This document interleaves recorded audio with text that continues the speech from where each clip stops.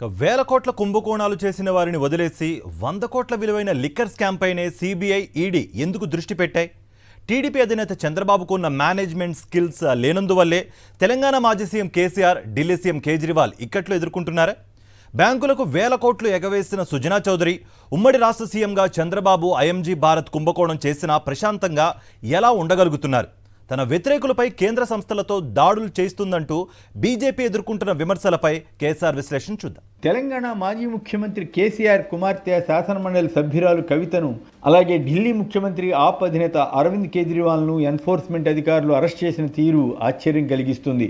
సుప్రీంకోర్టులో కవిత పిటిషన్పై విచారణ జరుగుతున్న సమయంలోనే సరిగ్గా ఎన్నికల షెడ్యూల్ విడుదల కావడానికి ఒకరోజు ముందుగా, అది కూడా ప్రధాని నరేంద్ర మోడీ తెలంగాణలో పర్యటిస్తున్న తరుణంలో ఈ అరెస్టు జరగడం విశేషం. ఎన్నికల షెడ్యూల్ వెలువడిన తర్వాత ఒక ముఖ్యమంత్రి పదవిలో ఉన్న వ్యక్తి ఇంటిపైకి దాడి చేసి సోదాలు చేసి ఆయన అరెస్ట్ చేయడం దేశ చరిత్రలోనే మొదటిసారిగా కనిపిస్తుంది. అరవింద్ కేజ్రీవాల్, కవితలు తమకు ఈడీ ఇచ్చిన 1-2 నోటీసులకు స్పందించారు, విచారణకు హాజరయ్యారు. ఆ తర్వాత వారికి అరెస్ట్ అనుమానం వచ్చిందేమో తెలియదు కానీ విచారణకు హాజరవ్వకుండా కాలయాపన చేశారు. ఎవరు అక్రమాలకు పాల్పడినా చర్య తీసుకోవడం తప్పు కాదు. కానీ ఈ దర్యాప్తు సంస్థలు వేల కోట్ల అక్రమాలు చేసినట్లు అభియోగాలు ఎదుర్కొంటున్న వారిని చూసి చూడనట్లుగా వదిలేస్తూ 100 కోట్ల ఆరోపణలపై ఇంత గట్టిగా హడావుడి చేయడం సహజంగానే అనుమానాలకు తావిస్తుంది. కేంద్ర ప్రభుత్వం ఈ కేసుకు ఎక్కడలేని ప్రాధాన్యత ఇస్తోంది. ఢిల్లీలో ఆమ్ ఆద్మీ పార్టీ ప్రభుత్వంపై కోపంతోనే, అక్కడ బీజేపీకి ఉన్న బలం తగ్గడంతోనే తన చేతిలోని అధికారాన్ని బీజేపీ ఇలా వినియోగిస్తోందన్నది పలువురి అభియోగం. లిక్కర్ స్కామ్ జరిగింది కనుక అధికారులు చర్య తీసుకున్నారనేది బీజేపీ వాదన. 2023 శాసనసభ ఎన్నికలు జరగడానికి ముందే కవితను ఈ కేసులో అరెస్ట్ చేయవచ్చన్న ప్రచారం జరిగింది. ఎందువల్ల కానీ అలా జరగలేదు. దాంతో బీఆర్ఎస్, బీజేపీల మధ్య రాజీ కుదిరిందేమో అన్న సందేహాలు వ్యక్తమై కాంగ్రెస్ అదే ప్రచారంలో పెట్టింది. దీనివల్ల అసెంబ్లీ ఎన్నికల్లో బీజేపీకి కొంత నష్టం జరిగింది. కనీసం 20 సీట్లు వచ్చి ఉంటే పరిస్థితి మరోలా ఉండేదన్నది బీజేపీ నేతల మనోగతంగా ఉంది. ప్రస్తుతం పార్లమెంట్ ఎన్నికలు జరుగుతున్నందున మ్యాచ్ ఫిక్సింగ్ ఆరోపణ చేయడానికి కాంగ్రెస్కు అవకాశం ఇవ్వరాదన్న లక్ష్యంతోనే ఈ అరెస్టుకు బీజేపీ గ్రీన్ సిగ్నల్ ఇచ్చి ఉండవచ్చని చాలామంది నమ్ముతున్నారు. కానీ ఇందువల్ల బీజేపీకి ఏమైనా కలిసి వస్తుందా అన్నది చర్చనీయాంశం. ప్రస్తుతం బీఆర్ఎస్ విపక్షంలో ఉంది, తన ఉనికిని కాపాడుకునే పనిలో ఉంది. అలాంటప్పుడు తమ వంతుగా ఒక దెబ్బ కొట్టి బీఆర్ఎస్ను ఇంకా బలహీనపరిస్తే కాంగ్రెస్కు ప్రత్యామ్నాయంగా ఎదగవచ్చని బీజేపీ నేతలు భావించి ఉండవచ్చు.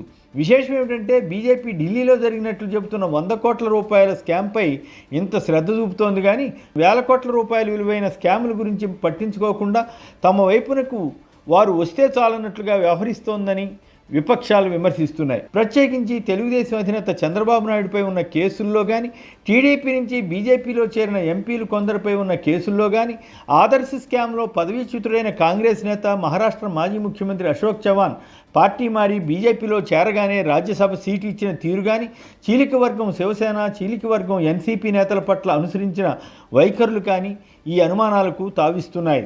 నిజంగానే అవినీతిపై బీజేపీ ఫోకస్ పెడితే మంచిదే.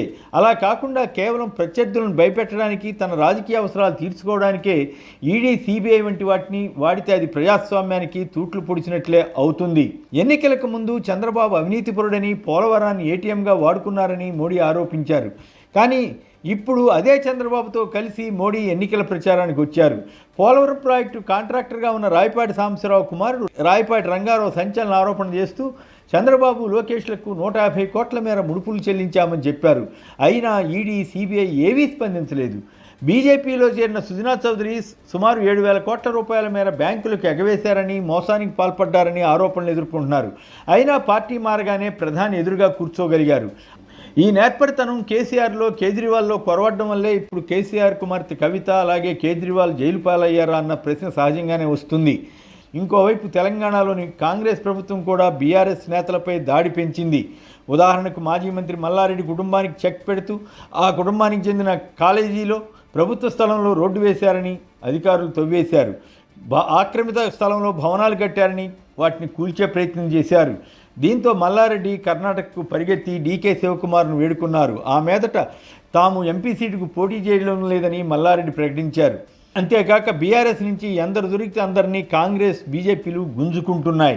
ఒకప్పుడు కేసీఆర్ కూడా అధికారంలో ఉన్నప్పుడు దాడులు కాకపోయినా ఎమ్మెల్యేలను ప్రలోభపెట్టి ఆకర్షించారు.